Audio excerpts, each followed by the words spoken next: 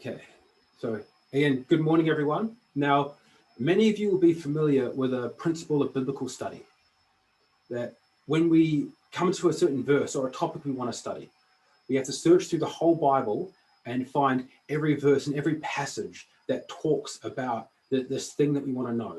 And when we bring them all together, we lay them up upon each other, and it builds a big and a fuller picture of this doctrine that we are learning about.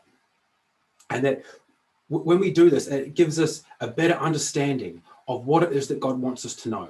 If we only ever try to develop a doctrine based on one or two verses, there's lots of room for error, and many people have been misled this way. So what we're going to do today, and for the next several times when I speak, is we're going to start a series when we're going to do this. We're going to look at a particular topic, a particular doctrine, and we're going to go through the scriptures, gathering together many different verses to build up a greater picture of what it is that this doctrine is, that God wants us to know, that what he's teaching. But then we're going to take it a step further. We're going to take this doctrine and layer over it several other doctrines. And then when we bring all these different doctrines together, it brings us an even fuller picture of what it is that the Bible is saying as a whole, of who God is and what he wants for us. And so today we're going to start this. We're going to start off with the doctrine of the Sabbath, the seventh day. Now, we first find this in Genesis chapter 2, verse 3. We're first introduced to the seventh day. After God spends the first 6 days creating everything, we read in Genesis 2, starting in verse 2 and 3. And on the seventh day, God ended his work, which he had made, and he rested on the seventh day from all his work, which he had made. And God blessed the seventh day and sanctified it, because that in it he had rested from all his work, which God created and made. Now, the first thing I want us to notice about the seventh day is it comes at the end of the creation. God has finished his creation. He's finished his work, and he steps back and he looks at it and he rests from it. He rests and he blesses this day. The Sabbath we find as sort of a seal of the work of creation. An analogy would be an artist has just finished his masterpiece and he signed his name at the bottom as the sign that he's finished. He's looked at his work of art. He said, it's finished, it's good, and he signed his name in it. This is what God's doing here with the Sabbath. He's putting the Sabbath at the end of his creation as a memorial of his work that is being completed. Now, if you want to look at a bit more about the Sabbath here and what it means, because a lot of people in the Christian world, as you know, don't keep the Sabbath. And one of the reasons they don't keep the Sabbath is because when they look at this and they say, okay, God rested on the seventh day, they say this isn't actually the first Sabbath. And the reason they give is simply because the word Sabbath is never used here. Yes, God rested on that day, but it wasn't the Sabbath. The Sabbath didn't exist until Mount Sinai, because it's not called the Sabbath day here. And two reasons I'm going to give for why this is in fact the first Sabbath. The seventh day of creation is the first Sabbath. Even though it's not directly called that here, it is directly called that here. In Exodus 20, verse 11, we read, "For in 6 days the Lord made heaven and earth, the sea and all that in them is, and rested the seventh day. Wherefore the Lord blessed the Sabbath day and hallowed it." And so we see here, it clearly says that in 6 days he created everything, and then he rested the seventh day, wherefore the Lord blessed the Sabbath day. That's clearly referring to past tense. God blessed the Sabbath day when he rested on the seventh day. That's the same as what we see here in the same words. And God blessed the seventh day and sanctified it. So the fact that in our English version is not directly called the Sabbath here doesn't mean anything, because it's directly called it here. And people that object to that, they're just objecting because on page 1 of the Bible it doesn't say something, and they refuse to read the rest of the Bible. Because the fact is that here it is specifically called the Sabbath day. But not only that, the word for rested used twice in Genesis 2 is this word here, this Hebrew word here. It's pronounced Shabbath. Now that should sound familiar to many of us. And what I've got here is the Strong's Dictionary definition of the word. For those who aren't familiar with Strong's, it gives every word in the Greek and the Hebrew Bibles a reference number. For this word, it's right here. H, meaning it's a Hebrew word, 7673. That's the reference number. That's the Hebrew word, how it's spelled, that's how it's pronounced, and this is its meaning. It's a primitive root. It means to repose, that is, desist from exertion, used in many implied relations. Okay, that's its definition. And then here, it gives us translations, how it's actually used in the Bible, because words are defined by their usage. Okay, it means to cease, celebrate, cause or make to fail, or to keep the Sabbath. Now, that's very interesting. The word for rested, used in Genesis 2, it actually means a literal Sabbath keeping as well, and among other things. Carries on, suffer to lack, leave, put away, down, to rest, rid. These are the other things this word means. Okay, and now we're going to look at the word used for Sabbath in the Ten Commandments in Exodus 20, verses 8 to 11. That's this word here, pronounced Shabbath. And one thing I want us to notice is look how this word is spelled, these Hebrew words, these three Hebrew letters, the Shin, Bet, and Tal. Okay, so this is the word for Sabbath used in Exodus. And I want us to compare this word with the one used in Genesis. That's the word for rested. That's the word for Sabbath. You see, it's the exact same three letters. The only difference that you would notice is these little dots and dashes around the words. Those are the vowel pointings. Now, something interesting about those is they did not exist before 600 AD. Hebrew is a language where they don't write down their vowels.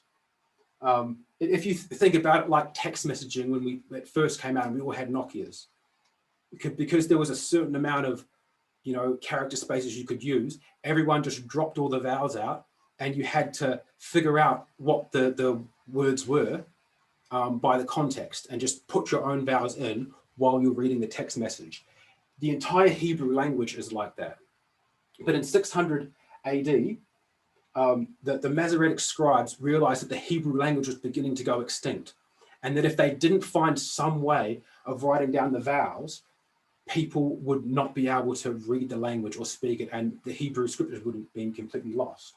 And so they came up with this system of writing the vowels around the letters.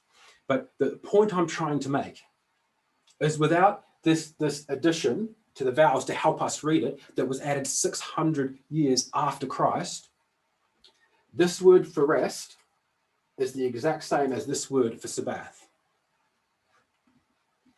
And remember, I pointed out the Hebrew lexical reference. I want us to notice this. For the rest, it's H 7673.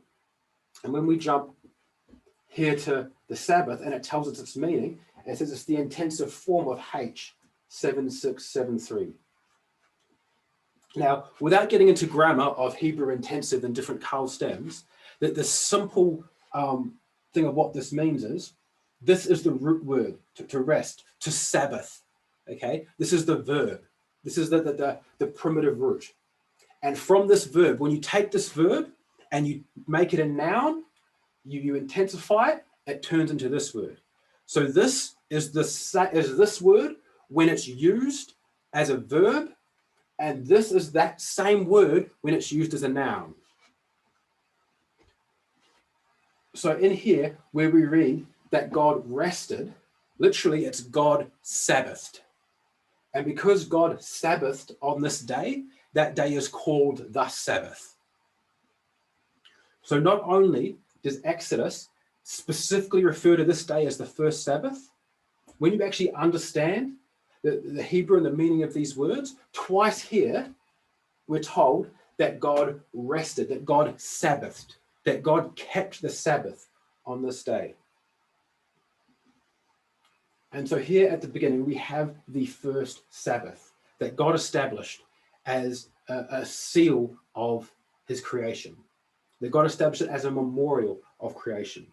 But what I want to look at now is what are the aspects of creation that were significant that God decided to create this memorial? What was the creation account that God memorialized and wanted us to keep this restful. There's two aspects about the creation account that stand out to me. The first is found in the first verse of Genesis 2. It says, "Thus the heavens and the earth were finished, and all the host of them." Creation was a completed work. God didn't create half of it and then rest and then get back to creating the rest of it. Creation was a completed work. There was nothing that was missing from it. There was nothing that God should have made and didn't. Creation was a completed work. And the second point is reiterated multiple times, 7 times in Genesis chapter 1. Repeatedly we get this phrase that God saw that it was good, that it was good, that it was good, that it was good, that it was good. And the final day, God saw everything that he had made, and behold, it was very good. Not only was creation a completed work with nothing lacking, everything that God had made, he had made good. So creation is both good and complete. And when God had got his creation to the point where everything was good and everything was complete, then he was willing to put his seal on it. He was willing then to be that artist that signs his name to his work of art. Then he was willing to rest and bless that day as holy. And one more thing that is significant about this first Sabbath day is how often God is referenced here. As we read through it again, we read, "And on the 7th day, God ended his work, which he had made, and he rested on the 7th day from all his work, which he had made. And God blessed the 7th day and sanctified it, because that in it he had rested from all his work, which God created and made." Now, the constant repetition and references to God himself stands out there. In those 2 verses, God is referenced 10 times. That gives us a clear indication of what the focus of the Sabbath could be. We're told it's the 7th day 3 times here, but we're told of the God who rested on that day 10 times. The focus of the Sabbath is not the day on which God rests. The focus is the God who rested on that day. So when God establishes the Sabbath as a memorial, as a seal of his creation, as to point us to the fact that he is the God who created all things good and complete. It's those 3 things that make up the heart of what the Sabbath was meant to be about here in creation. It was the seal of creation, a memorial to point us to God, the God who created all things good and complete. And I find that lesson of the Sabbath really interesting when we carry on in Genesis and we find the next story, the story of the fall. So here we've got again the summing up. God made everything good and complete. And when we jump into the next story, the story of the fall in Genesis 3. "Now the serpent was more subtle than any beast of the field, which the Lord God had made. And he said unto the woman, Yea, hath God said, You shall not eat of every tree of the garden? And the woman said unto the serpent, We may eat of the fruits of the trees of the garden, but of the fruits of the trees which in the midst of the garden, God has said, Ye shall not eat of it, neither shall ye touch it, lest ye die. And the serpent said unto the woman, Yea, ye shall not surely die, for God doth know that in the day ye eat thereof, then your eyes shall be opened, and ye shall be as gods, knowing good and evil. And when the woman saw that the tree was good for food, and that it was pleasant to the eyes, and a tree to be desired to make one wise, she took of the fruit thereof, and did eat, and gave also unto her husband with her, and he did eat." Now, the thing that stands out to me about this is God gave us the Sabbath. It was to point us to God. It's point us to him as the God who created all things, both good and complete. And the first thing the serpent does is when he comes to Eve and he says, Yea, hath God said ye shall not eat of every tree of the garden? He's asking us this question to try to make her doubt whether or not God's creation was good. He's trying to say that there's this thing in the garden that God has said that is not good. He's specifically challenging this. And then when the woman answers, his next thing he says is, God does know that in the day you eat thereof, your eyes shall be open, and you shall be as gods, knowing good and evil. As he tells the woman that creation wasn't complete. God missed something out. If only you would eat of this tree of the knowledge of good and evil, then you would have that knowledge, your eyes would be open, and then you would be complete. And the woman's response was she saw the tree was good for food for her. She saw it was pleasing to her eyes and desirable to make her wise.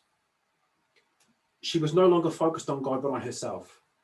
So the three things that God had established the Sabbath to point us to, that he was the God, that we were to focus on him. The Sabbath was about focusing on the God who created all things good and complete. The serpent comes along and says, God didn't create all things good. God hasn't created everything complete. And you need to focus on yourself, not on God. I find this fascinating, that if Adam and Eve had have properly understood the Sabbath and what it was supposed to point to and accepted what God was teaching through the Sabbath, they would have never felt prey to any of Satan's deceptions. But they chose to walk away from what God was teaching with the Sabbath and chose to accept Satan's rebellion and his lies. Accept the principle of Satan's rebellion, that God did not create all things good. That God created things there were things that were missing that he didn't create, that he should have. And that we should focus on ourselves, not God. That was the principles of Satan's rebellion that stands directly in opposition to what God was trying to teach us through establishing the Sabbath. And so moving on from here, we're going to jump into Exodus 16 with the example of the manna. This is the next time we see the Sabbath appearing. In Exodus 16, beginning in verse 4. Then said the Lord unto Moses, Behold, I will rain bread from heaven for you, and the people shall go out and gather a certain rate every day, that I may prove them whether they will walk in my laws or no. And it shall come to pass that on the sixth day they shall prepare that which they bring in, and it shall be twice as much as they gather daily. Now, at the beginning of this here, where we talk about the manna being given, I want to notice what it says here. God's talking about giving the manna, and the reason is he says that I may prove them whether they will walk in my laws or no. Okay, he's wanting to test Israel. He's just saved them out of bondage. Okay, he's just saved them from Egypt, brought them through the Red Sea. And now that he's saved them, he says, I want to test them to see if they will keep my laws or not. And the point that he decides to test them on is the Sabbath. And when he's saying this, talking to test them, whether they'll keep his laws or not, it brings to mind the words of Jesus in John 14, when he says, if you love me, keep my commandments. If you love me, keep my commandments. In Exodus, we just read that God was saying, I'm going to test them to see if they will keep my commandments. What was he testing them for? He was testing them to see if they actually loved him. God, in his love, had just saved them out of Egypt, had brought them through the Red Sea. And now he wants to see if they love him in return. Or were they just following him for what he could give them? And so he brought a test to see if they would keep his commandments. And a few verses later in verse 21, we read, He that hath my commandments and keep them, he it is that loveth me. And he that loveth me shall be loved of my Father, and I will love him and will manifest myself to him. Again, if we have his commandments and keep them, it's because we love God.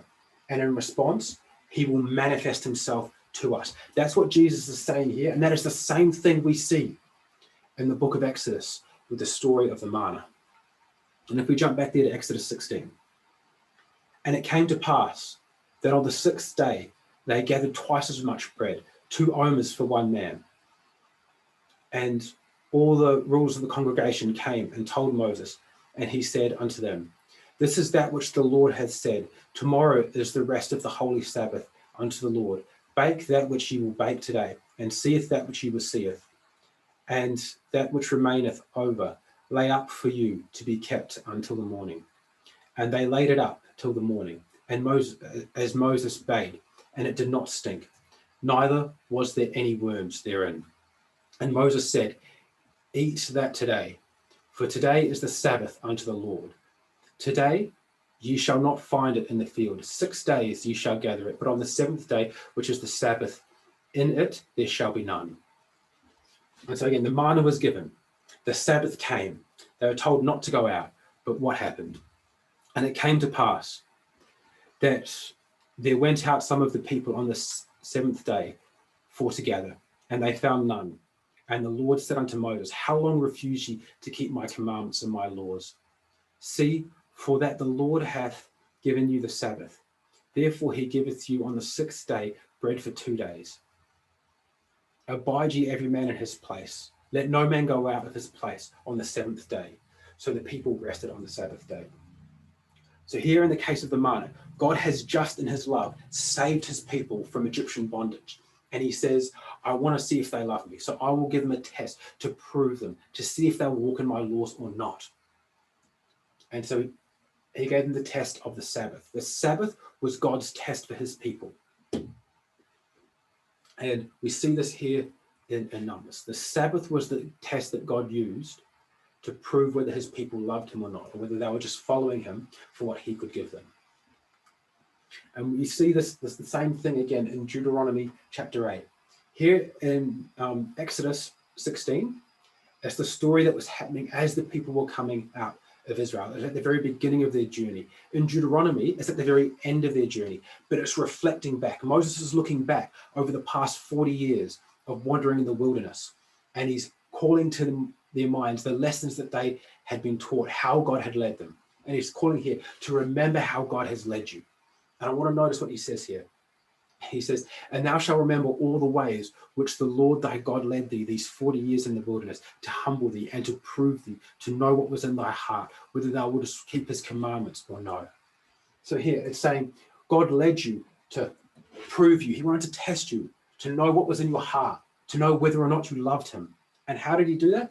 Whether or not you would keep his commandments or no. So at the beginning, we have to test with the manna over the point of the Sabbath, where God's saying, I want to see if my people love me or not. And he tests them over the point of the Sabbath. Here at the end of the wilderness, Moses is reflecting back on their lives, and he's saying, remember how God tested you to know what was in your hearts, whether or not you would keep his commandments. And what is the point, again, he brings to them? How did he test them? And he humbled thee and suffered thee to hunger, and fed thee with manna, which thou knewest not, neither did thy fathers know, that he might make thee know that man does not live by bread alone, but by every word that proceedeth out of the mouth of the Lord does man live. When God wanted to know what was in their hearts, he tested them with the issue of manna, which we just saw was over the commandment of the Sabbath. And again, down in verse 16, he says, he fed thee in the wilderness with manna, which thy fathers knew not, that he might humble thee, and that he might prove thee to do thee good at thy latter end. Now, I want us to cast our minds back to what we just read from John, when Jesus said, if you love me, keep my commandments. And then a few verses later, he says, he that hath my commandments and keepeth them, he it is that loves me. Okay, and it says, and that him and his Father will love us, and he will manifest himself to us. Okay, that's what God wanted with Israel here. When he saved them out of Egypt, he wanted to dwell among his people. He wanted to manifest himself to them. But he couldn't, because they continued to rebel against him. So he could only manifest himself to Moses. And then Moses would have to come out and put a veil over his face so that people couldn't see God's glory manifested. But what God wanted was to manifest himself to all of Israel. And so that's what it's saying here. God tested them because he wanted to do them good in their latter ends. He wanted to do them good in the future, but he couldn't because they failed the test. And what was that test over? Again, it was with the manna over the issue of the Sabbath. As soon as God saved his people, he gave his people a test to see whether or not they loved him. And the Sabbath was the point that God tested them on. Now, something interesting here in Deuteronomy chapter 8, when it's calling them not to forget the Lord. From verse 14, it says, don't forget the Lord who brought thee out of the land of Egypt. Then it lists the next thing, that the Lord led thee through the great and terrible wilderness. Then it talks about the Lord who brought forth water out of the rock of flint. And it says, and the Lord who fed thee with manna to prove thee. And I find it interesting. It calls them, do not forget the Lord who did these four things. He saved them. He led them. He sustained them. And then he tested them. Okay? These first three things are God's act of love towards his people. When they were over here in Egyptian bondage, God saved them. He brought them forth out of Egypt. He led them through the wilderness and he sustained them. And now that they are standing over here as God's people and they are free, God gives them a test. Okay, he gives them the Sabbath to see if they love him or were they just following him because of what they could get. This is what happened with the children of Israel, and it's the same thing that God does with us. Throughout the scriptures, Egyptian bondage is used as a symbol for bondage to sin. When we were in the garden, God created all things good and perfect. Okay, he rested on the Sabbath and he made that day holy and he gave it to us. And our first parents were keeping the Sabbath in the garden. But then Satan came along with his rebellions, and our first parents chose to leave God and join Satan in his rebellion. Okay, but God did not abandon us. In his love, he saved us. And while our first parents were here, we all in our lives at some point have been here in Satan's kingdom, in rebellion to God. But he has loved us and he has saved us from here. He has led us in his ways and he has provided for us. And now he has brought us back over here, standing with him. And he says, I have loved you, therefore I have saved you. And he says, do you love me in return? And like with them, the point that he gave to the children of Israel to see if they loved him in return was the Sabbath. That same thing that he had in the Garden of Eden, that stood in contrast to the principles of Satan rebellion. Do we love God? That's the test that he gave them. Now we're going to jump into Exodus 20 with the commandment itself, the fourth commandment. We read, remember the Sabbath day to keep it holy. 6 days shalt thou labor and do all thy work, but the seventh day is the Sabbath of the Lord thy God. In it thou shalt not do any work, thou, nor thy son, nor thy daughter, thy manservant, nor thy maidservant, nor thy cattle, nor thy stranger that is within thy gate. For in 6 days the Lord made heaven and earth, the seas and all that in them is, and rested the seventh day. Wherefore the Lord blessed the Sabbath day and hallowed it. Now, the first thing that stands out to me when I read this commandment is that it starts with the word remember, and it finishes by referencing creation. And many people have pointed this out, that with most of the Christian world today, the only commandment, the only one of the 10 commandments that they'll tell you you're allowed to forget is the only one that starts with the word remember. But it's also the only one that gives us a reason for keeping it. Now, in the other commandments, they talk about blessings or punishments for keeping or not keeping them. But the Sabbath gives us a reason. It says we're to keep it. For in 6 days the Lord made heaven and earth, the sea and all that in them is, and rested the seventh day. Wherefore the Lord blessed the Sabbath day and hallowed it. The reason for the Sabbath is given to us is because of what happened before sin, because of what happened at creation. The reason for keeping the Sabbath is found before sin entered. And also something interesting about the Sabbath commandment is 3 times we find the Lord's name referenced here. We also found his title as the Lord God, who is the creator of heaven and earth, and the dominion over which he rules, the heavens, earth, the seas, and all that in them is.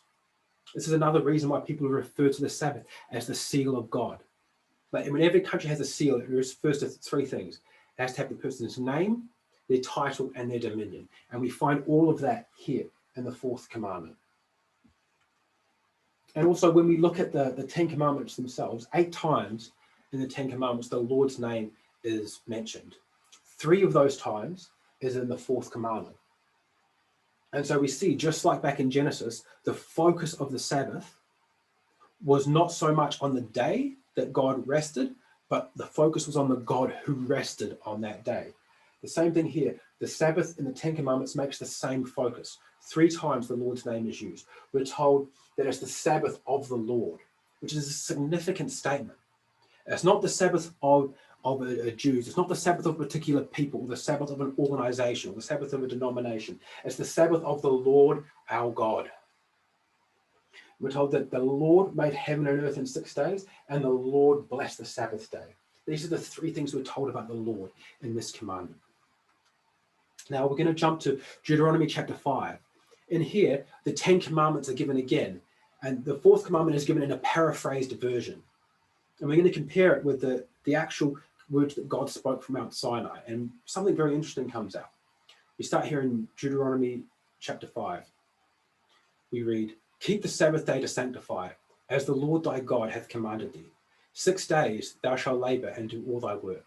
But the 7th day is the Sabbath of the Lord thy God. In it thou shalt not do any work, thou, nor thy son, nor thy daughter, nor thy manservant, nor thy maidservant, nor thy ox, nor thy ass, nor any of thy cattle, nor the stranger that is within thy gates, that thy manservant and thy maidservant may rest as well as thou.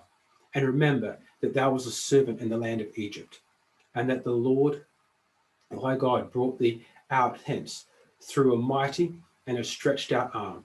Therefore the Lord thy God commanded thee to keep the Sabbath day. Now, the interesting thing about the fourth commandment here in Deuteronomy 5 is it doesn't reference creation as a reason for it. It references salvation. And at first, that seems a little confusing. They're like, it almost completely ignores what we've looked at so far as the Sabbath being about. But when I thought about it a bit more, I realized it harmonized perfectly with what we've looked at so far. If you remember back in here, at the garden, God had created the whole world good and complete, and he rested the 7th day. And the Sabbath was established there to point us to the God who created all things good and complete. But at the fall, we no longer trusted the lessons that God was teaching us through the Sabbath, and we accepted Satan's lies and his rebellion. We believed that God had not made all things good, that God had left things unfinished, that it was not complete, that there were things that were for our good that he did not make, and that our focus was shifted to us away from God. And so we sided with Satan's rebellion over here. We rejected the principles of the Sabbath, and we sided with Satan's rebellion. We were no longer God's, but we were in Satan's kingdom. But then God saved us. He sent Christ into the world to die for us and to make a way for us to be brought back into his kingdom. And as he's brought us back into his kingdom, we're now back over here. We belong to God again. And now that we are here belonging to God again we find the Sabbath is before us as the sign that he is the God who created all things good and complete. As a sign that we belong to him. And so if you compare the fourth commandment from Exodus, what God spoke, and then what Moses paraphrased when he was speaking to the people, we find the first commandment talks about we keep the Sabbath because God is the creator, because God has made the Sabbath holy. And here we keep the Sabbath because God has saved us, because he has made us holy. And so again, Exodus 20 talks about keeping the Sabbath because God created us. Deuteronomy 5 talks about keeping the Sabbath because God saved us. In both these things, we belong to God. When we are standing over here with God, we belong to him. We are here because he created us. We are here because he has saved us. We have left Satan's kingdom and come to stand with God. And as we are standing here, we are to keep the Sabbath as a sign that we belong to God. But also in this, the Sabbath actually represents an act of confession. Because as I've repeated several times, and I'm going to do it again, the Sabbath was established at the beginning as a sign that he is the God who created all things good and perfect and complete. We believed Satan's lies and we joined Satan's kingdom and we rebelled against the truth. We rebelled against how God has created things. But when God saves us and we come back into his kingdom, it is an acknowledgement, a confession that God was right. That our first parents didn't sin because there was something lacking, because God didn't give them something he should, because something wasn't good in the garden. They sinned through their own fault, through their own trust, through believing the lies. And our sins in our lives are not because God failed to provide for us. They were because we chose not to trust in God and leave him. And when we come to keep the Sabbath, it is an act of confession that we are believing that God has done all things good and complete, that he is righteous, and that we are the ones that have sinned and chosen to walk away from him, and that we are now confessing our faults and coming and standing with God in the Sabbath. Another thing that's interesting when you look at the Ten Commandments, here throughout the Old Testament, the scriptures talk many times about the different nations around Israel that God condemns and judges for their sins. here in Ezekiel 16, it talks about the sins of Sodom and this pride, gluttony, idleness, greed, arrogance, and abominations. And again, a few chapters later, in Ezekiel 28, it talks about the king of Tyre. It says his heart was lifted up and said, I am God. His blasphemy, his pride, his breaking of the first commandment, putting himself above God. Then with Ben-Hadad, the king of Syria, the prophet comes and he says, because the Syrians have said, the Lord is God of the hills, but he is not the God of the valleys. They were defeated when they fought Israel in the hills, but they thought, oh, well, we'll fight them in the valleys and we can win, because the God of Israel is only God of the hills, but our gods are stronger in the valleys. They were putting other gods before the Lord. And then in Leviticus, it talks about the sins of the land: incest, child sacrifice to Moloch, homosexuality, bestiality, all the sins. And there is a far bigger list you can make. But if you look through all the things that God condemns the nations of, he condemns them for breaking every one of the 10 commandments for all these sins, but never of the Sabbath. And I find that interesting. Now, many people have used that as an example to say the Sabbath was only for the Jews. It wasn't for anyone else. That's why he never condemns anyone else for not keeping it. But if you actually take a closer look at scriptures and you go through what we've looked at so far, you'll realize that the Sabbath was God's, seal of creation, that he was the God that created all things good and perfect. It was his test to see whether his people loved him back in response. It was a test to see if that we are God's people through creation and salvation. So it's only people that are standing over here in God's kingdom that God gives the Sabbath to as a sign that he is their God. People that are standing over here in Satan's kingdom, it would be a mockery for them to keep the Sabbath. It would be like someone going into a war, waving around the flag of their country and then shooting their own people, and turning around and saying, no, it's okay, I'm on your side. Look, I've got this flag that's a symbol that I'm on your side, when you're shooting your own people. The symbol means nothing if you're not practicing what it represents. And it's the same thing with the Sabbath. It's only when God has saved people from Satan's kingdom and brought them over into his own that the Sabbath becomes meaningful, that it becomes a confession that we were wrong and that we have repented and we have come to God, that we trust in him as the God who has done all things good and perfect. So the Sabbath is the sign that we are standing over here with God. Not just for the Jews, but for anyone who has left Satan's kingdom, who has left bondage and is standing in Christ. The Sabbath is a sign that they are God's. And we see this here in Ezekiel 20. He says, moreover, I gave them my Sabbaths to be a sign between me and them, that they might know that I am the Lord that sanctifies them. Here in Ezekiel 20, it's reflecting back on God's journey with Israel. And he's saying he gave them the Sabbaths to be a sign of what? That I am the Lord to sanctify them. That they were over here in bondage and that God has saved them, that he has sanctified them. He has set them apart from the world. He has separated them from who they were before and has set them apart. And the Sabbath is a sign of that. Now, I do want to notice that the Sabbath is not a sign that his people are sanctified. It's a sign that he says, I am the Lord that does sanctify them. Okay, just like we saw at creation, the Sabbath was not a memorial of the creation that was made good and complete. The Sabbath was a memorial of the God who made the creation good and complete. Here, in the Sabbath's second meaning in salvation, it's not a sign that we are saved and sanctified. It's a sign that he is the God who sanctifies us. And in both instances, we see that this emphasized, the Sabbath is a sign of the God who does these things, not of what God has done. And in Ezekiel 20, it carries on. It says, but the house of Israel rebelled against me in the wilderness. They walked not in my statutes. They despised my judgments, which if a man do, he shall even live in them. And my Sabbaths they greatly polluted. Then said I would pour out my fury upon them in the wilderness to consume them. Then if we jump down a few verses, we find he says, because they despised my judgments and walked not in my statutes, but polluted my Sabbaths, for their hearts went after their idols. Now, I find this text fascinating.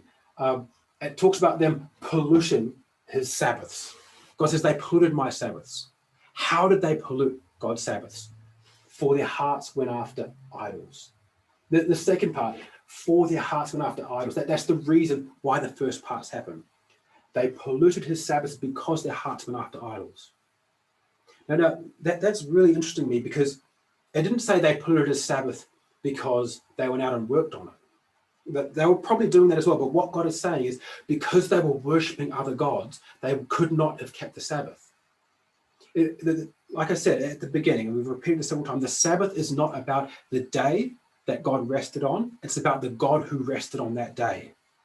Okay? You can keep the day, but if your heart's going after idols, you are polluting the Sabbath. Because the point of the Sabbath was the God who sanctified it. You can't keep the Sabbath if you're worshipping a different God. And it carries on here in Ezekiel. And the Lord, I am the Lord your God. Walk in my statutes and keep my judgments and do them, and hallow my Sabbaths. And they shall be a sign between me and you, that ye might know that I am the Lord your God. Notwithstanding, the children rebelled against me. They walked not in my statutes, neither kept my judgments to do them. Which if a man do, he shall live in them. They polluted my Sabbaths. Then I said, I will pour out my fury upon them to accomplish my anger against them in the wilderness. Because they had not executed my judgments, but had despised my statutes and polluted my Sabbaths, and their eyes were after their fathers' idols. Wherefore I gave them also statutes that were not good, and judgments whereby they should not live. And I polluted them in their own gifts, in that they caused to pass through the fire, or that openeth the womb, that I might make them desolate to the end, that they might know that I am the Lord. And this passage in Ezekiel is very sobering. It starts off by saying that God's given them the Sabbaths to be the sign that he is the God that has saved them, that he has separated them from the world. But they refused to be separated from the world. They continued to worship other gods. They continued to go after idols. So in the end, God says, because they refused to keep my Sabbath. The Sabbath here, well, it was not only the sign that they were gods, but it was also the test that God had for them. Because they continued to fail in this test, God gave them over to the things that they went after. This is the same thing we read in Romans chapter 1, where it talks about God's wrath revealed against all ungodliness and unrighteousness of men who hold the truth in unrighteousness. And 3 times in that passage, we read that God gave them over to vile affections, that God gave them over to the things that were unnatural. And it's the same thing we read here in 2 Thessalonians. It's talking about the wickedness coming. And it says, with all deceivableness and unrighteousness in them that perish, because they receive not the love of the truth, that they might be saved. For this cause, God shall send them a strong delusion, that they should believe the lie, that they all might be damned who believe not the truth, but had pleasure in unrighteousness. And so in all these passages, we see a similar thing, that when we were over here in Satan's kingdom, God has saved us. He has delivered us from that. And we stand over here in his kingdom, and he gives us the Sabbath to be the sign that we are his, but also to be the test to see if we love him. And as he says, God saved us because he loved us.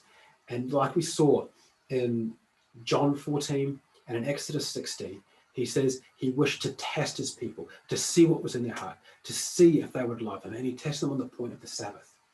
He gave them the Sabbath to be this test. But they showed that they did not love God. They showed that they did not want to walk in God's ways.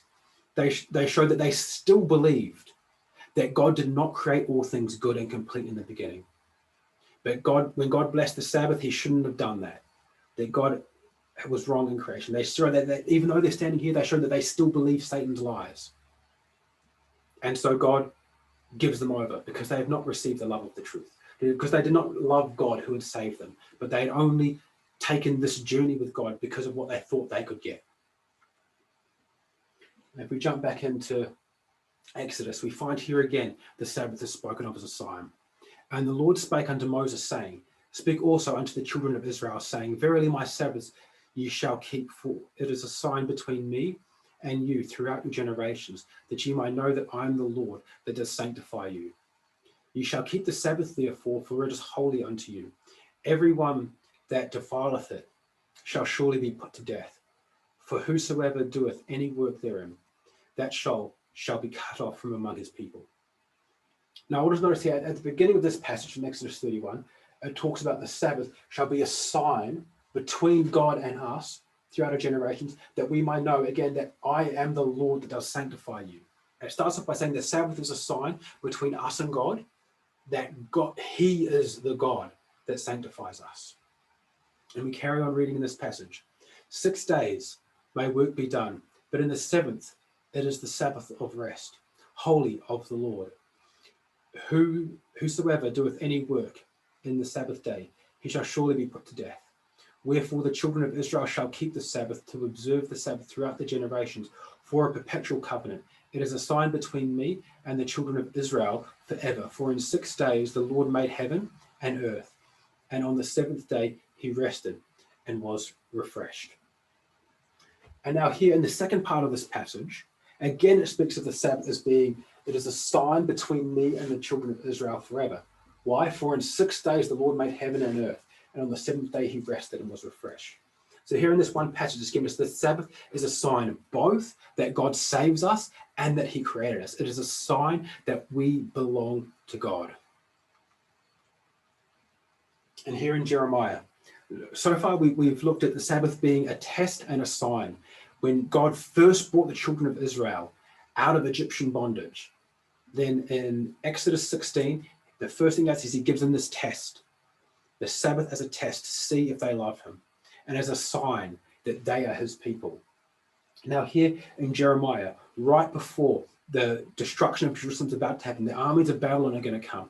They're going to attack the city. They're going to destroy the temple. They're going to take the people captive.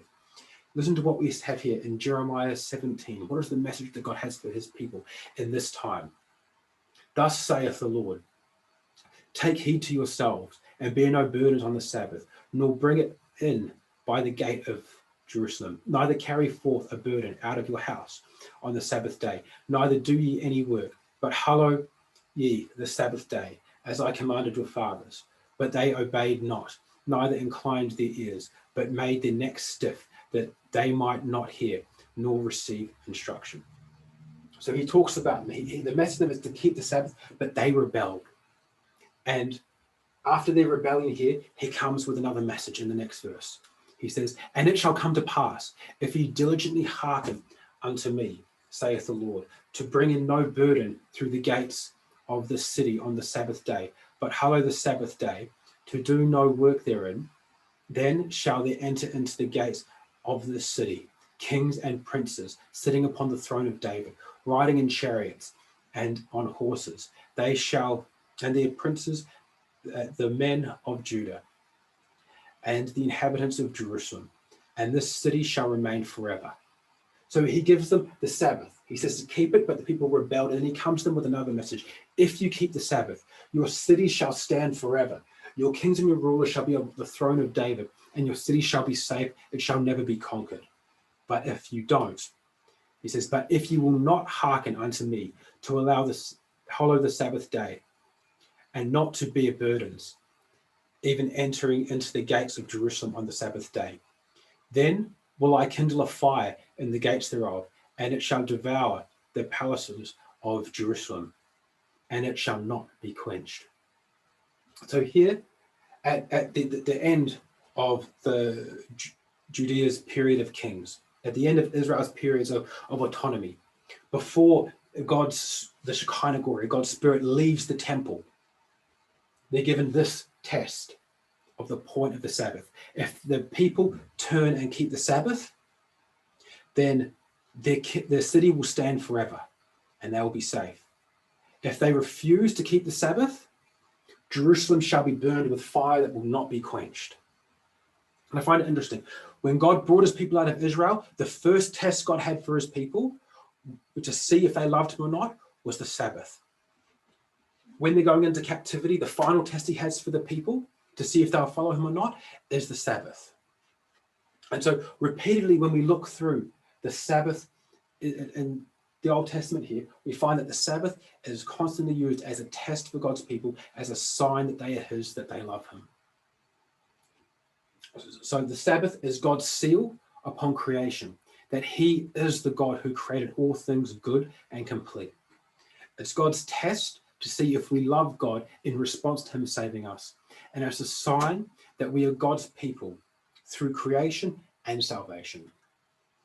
This is the last passage we're going to look at. It's a very interesting one. It's from Isaiah 56. Now, Isaiah is called the gospel prophet because a lot of what he writes about is looking forward to the messianic age. And we start here in Isaiah 56, verses 1 to 3. Thus saith the Lord, keep ye judgment and do justice, for my salvation is near to come, and my righteousness to be revealed. Blessed is the man that doeth this, and the Son of Man that layeth hold on it, that keepeth the Sabbath from polluting it, and keepeth his hand from doing any evil. Neither let the son of the stranger that has joined himself to the Lord speak, saying, the Lord has utterly separated me from his people. Neither let the eunuch say, behold, I am a dry tree. Now, in the beginning of this passage, it starts off with these words saying, thus saith the Lord, keep your judgment and do justice, for my salvation is near to come, and my righteousness to be revealed. Now, if you're familiar with biblical themes, this verse should clearly stand out to you as a messianic theme. It's looking forward to the age of the Messiah, when Christ would come, when God's salvation would come, and his righteousness would be revealed. And the passage is starting out in this. Isaiah is looking forward to that messianic age, and in looking forward to the revealing of God's righteousness and his salvation, he says, blessed is the man that doeth this, and the Son of Man that layeth hold on it, that keepeth the Sabbath from polluting it. To those people that are looking forward to the messianic age, they're taking hold of the Messiah. Blessed is the one who keeps the Sabbath from polluting it. And it starts off here by talking about the man that does this and the Son of the Man. It's going to everyone who does this. And then later on, it speaks of two groups of people: the son of the stranger, or the foreigner, the non-Israelite and the non-Jew. And finally, the eunuch, the person who has no children, no way to pass on his inheritance, no one to carry on his name. And it's going to address those two next. So first off, to everybody who takes hold of the Sabbath in this coming of this messianic age.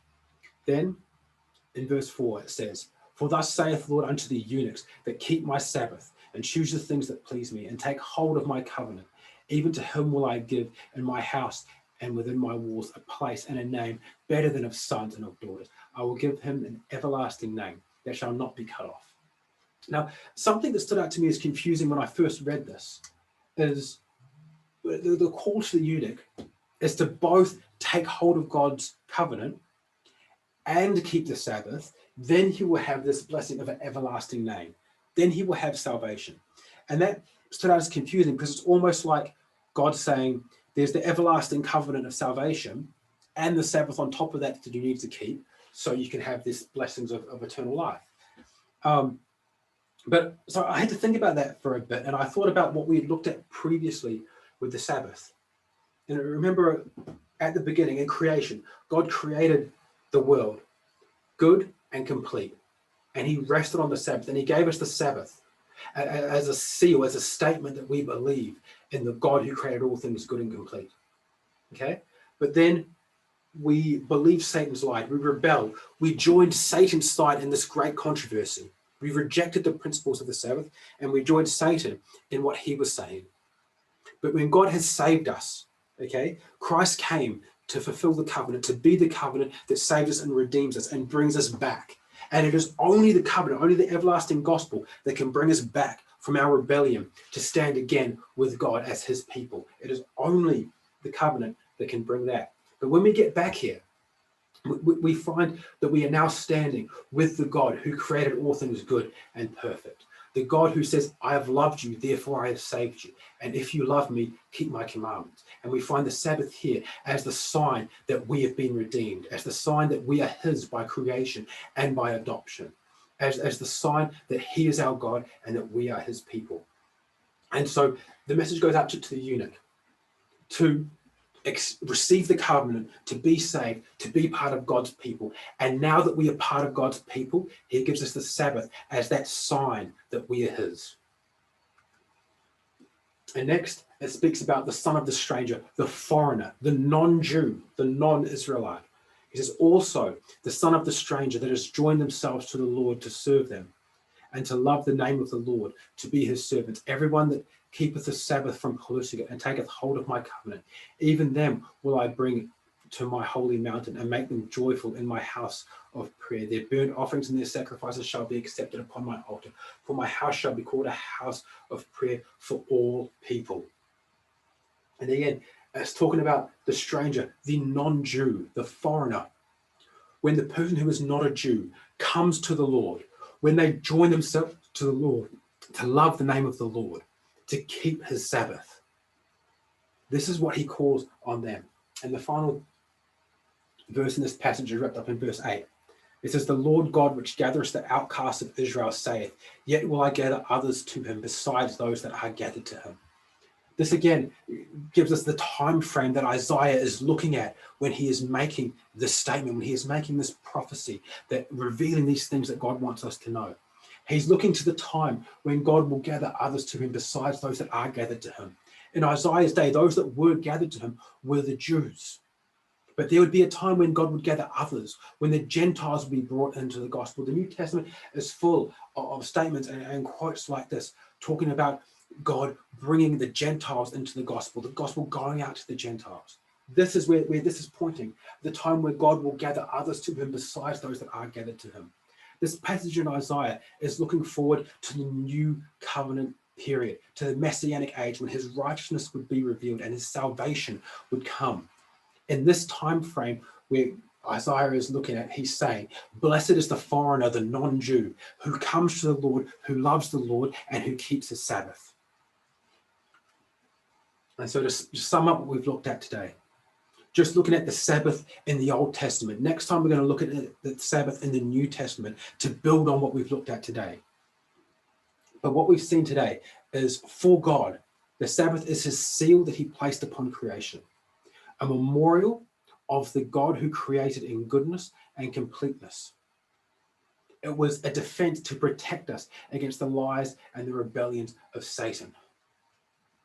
The Sabbath was also a test to see if we love him in response to his salvation. And the Sabbath is a sign that we are his people and he is our God. That is what the Sabbath is for God. But for us, the Sabbath is a statement of loyalty. In this great controversy between Satan and Christ, that the Sabbath is a statement that we have rejected Satan's rebellion, that we have rejected his principles, and that we have sided with God, and that we believe that he is the God that created all things good and complete, that there was no reason for the rebellion, that all of Satan's accusations that the way that God's government is run is unjust are wrong.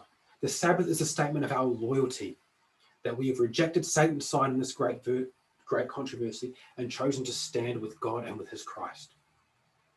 For us, the Sabbath is also a statement of confession. That when we have come back from Satan's side and God has saved us and brought us into his kingdom, it's a statement of confession that God was righteous and that we were sinners. That everything that we have done wrong is not because God failed to provide for us, but because we failed to trust in what he had provided. And the Sabbath is also a statement of love. A statement of love to God in response to his saving us. We love him because he first loved us. God loved us, and in his love he saved us. And he asked us, if you love me, keep my commandments.